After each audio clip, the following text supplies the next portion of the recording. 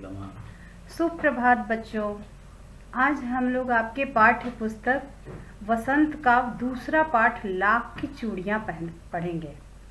इसके लेखक हैं कामता नाथ। लाख की चूड़ियाँ, चूड़ियाँ तो आप लोग जानते ही हो क्या होता है।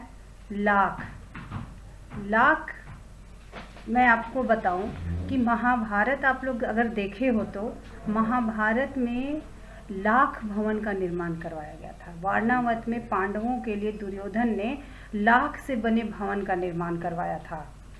क्यों? क्योंकि उसमें पांडव जाएं, वहाँ रुकें और चालाकी से वो क्या करे, उसमें आग लगा दे और वो जल के वहीं मर जाए।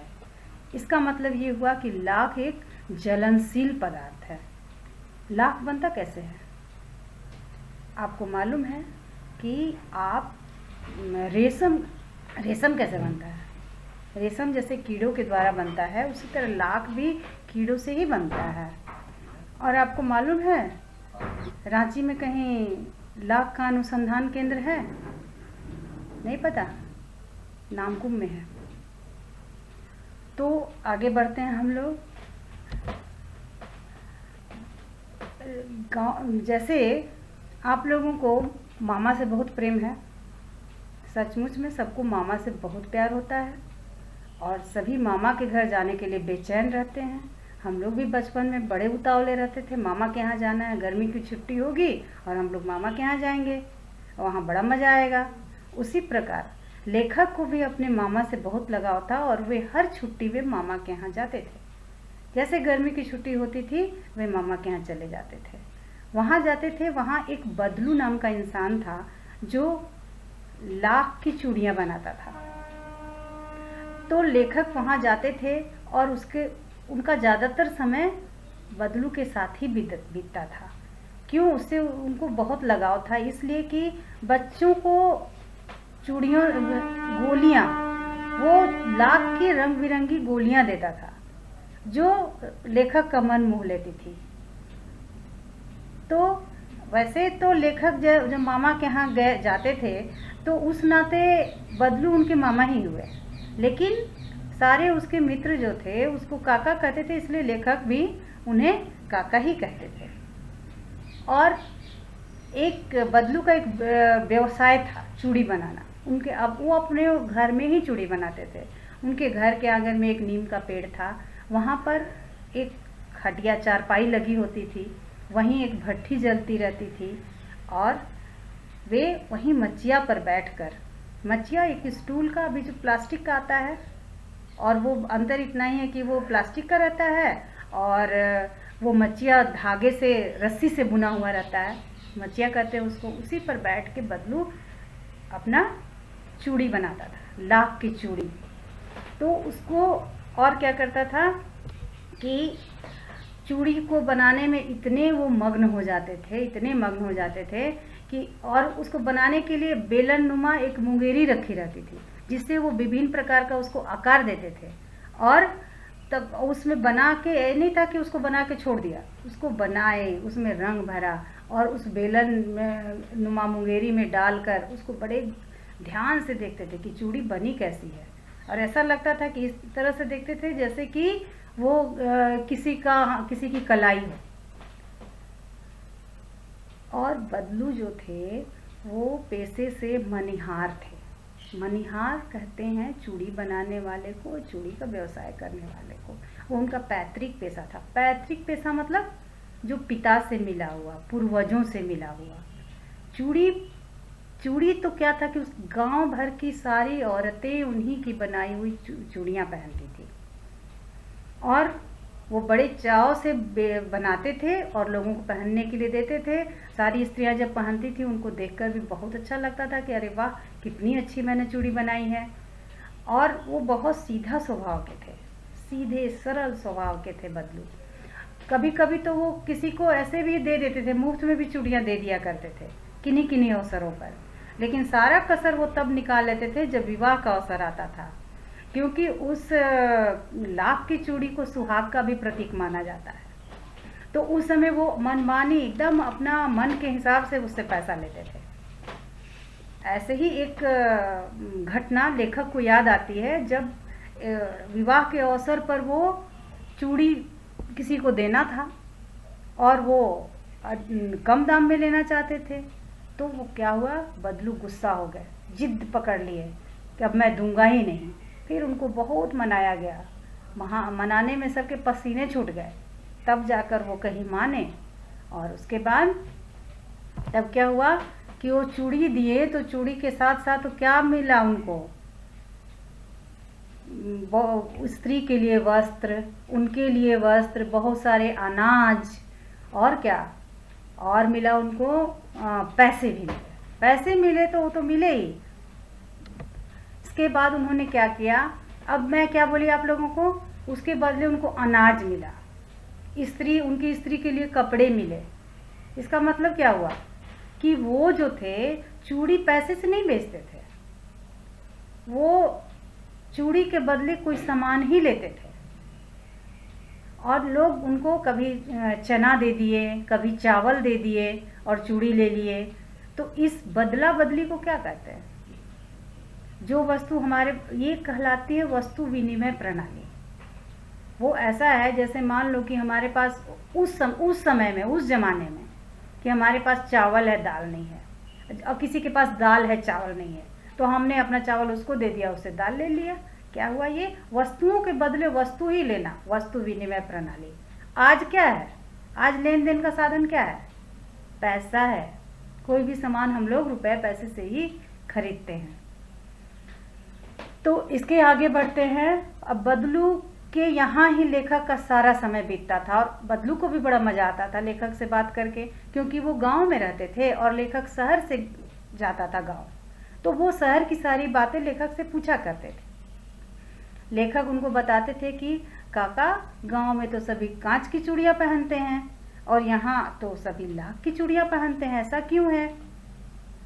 लेखक को समझाते हुए बदलू कहते थे कि बेटा देखो, वहाँ पर स्त्रियों की कलाइयाँ बहुत कमज़ोर है, इसलिए वो कांच की चूड़ियाँ पहनती है, और यहाँ औरतें बहुत सारे काम करती है, इसलिए शहर की औरतों की अपेक्षा वो ज़्यादा ताकतवर हैं, उनमें ज़्यादा शक्ति है, इसलिए वो लाख की चूड़ियाँ पहनती है।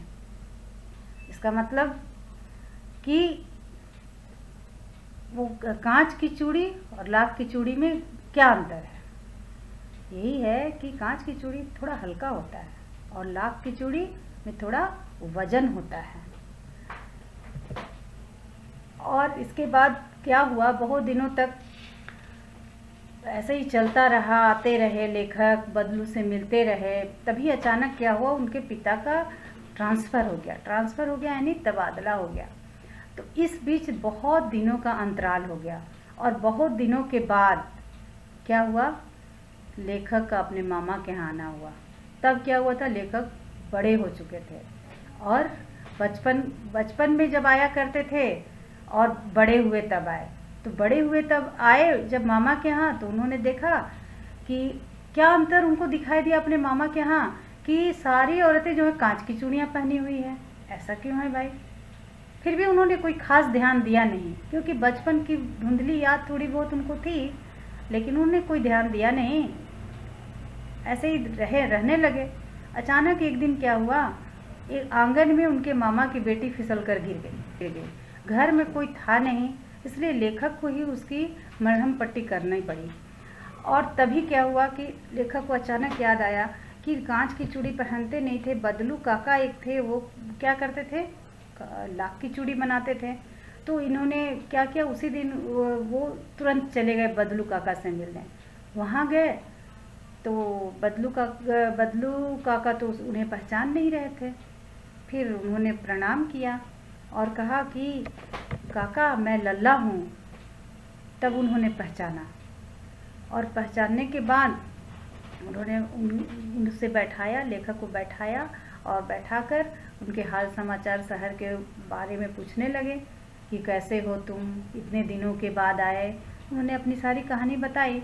फिर उन्होंने नज़र दौड़ाई तो देखा कि आंगन में तो अब नीम के पेड़ के नीचे न तो भट्टी जल रही है, न ही लाख की चूड़ियाँ बन रही है, और कुछ वहाँ है ही नहीं। तब लेखक ने कहा कि ऐसा क्यों है, क्या बदलू काका आप लाख की चूड़ियाँ नहीं बनाते? तो उन्होंने कहा नहीं बेटा, ये तो मेरा काम अब बंद हो गया है।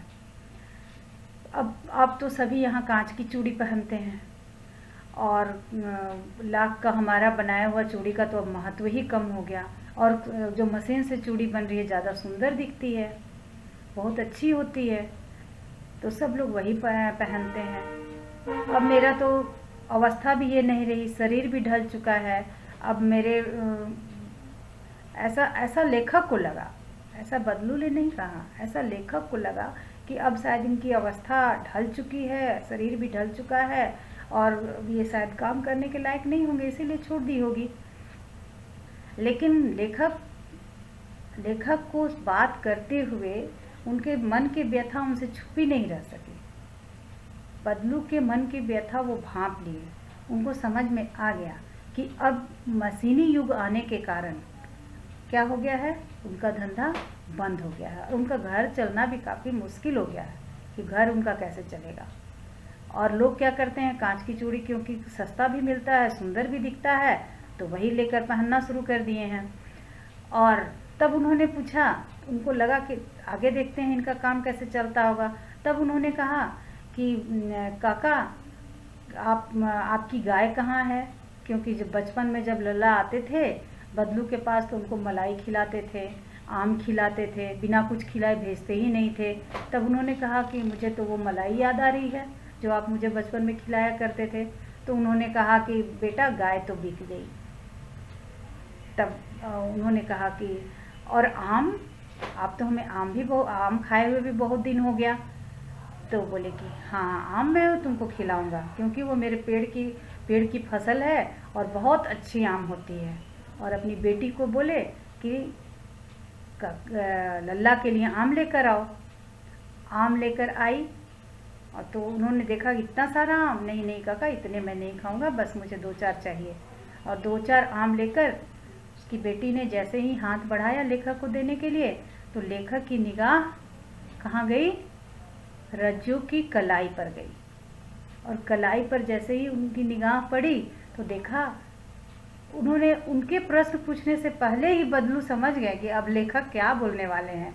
तो उन्होंने कहा कि अरे बेटा, यही एक आखिरी का लाख की चूड़ियाँ थी जिसे मैंने बनाया था, और उसे किसी की शादी के लिए मैं बनाया था। तो क्या हुआ कि वो लिया नहीं, मतलब कि जितना पैसा उसको चाहिए था, जिन कीमत पर बदलू उस लाख की चूड़ी को उनको बेचना चाहता था, वो कीमत उसे मिल नहीं रही थी। और ऐसा बात था नहीं कि बदलू कोई भी कीमत पर औने पौने दाम पर अपनी अच्छी चीज़ दे दे, उसे पूरा कीमत चाहिए था। वो इतना स्वाभिमानी था कि ऐसे वो देने वाला था नहीं, इसलिए उसने लिया नहीं और इन्होंने दिया नहीं। तो वही एक चूड़ी बच गई थी जो उनकी बेटी की कलाई पर शोभायमान थी। तो तभी उन्होंने देखा कि अब इनका धंधा बंद हो चुका है, तो ये कैसे इनका काम चलता होगा। लेखक ऐसा सोच रहे थे, लेकिन बदलू को देखकर उन्हें बहुत प्रसन्नता हुई कि उनका जो व्यक्तित्व था वो कांच की चूड़ियों के समान नहीं था जो इतना आसानी से टूट जाता। वे अपनी जीविका चलाने के लिए बाग बगीचे लगाए और उससे वो जीविका अपना चलाने लगे।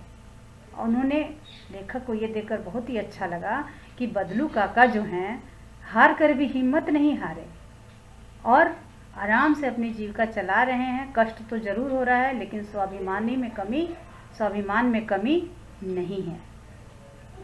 तो बच्चों, आज का पाठ यहीं समाप्त होता है। आपके लिए गृह कार्य यही है कि इस पाठ को आप पढ़ें, बार बार पढ़ें, ताकि आपको कहानी अच्छे से समझ में आ जाए। धन्यवाद।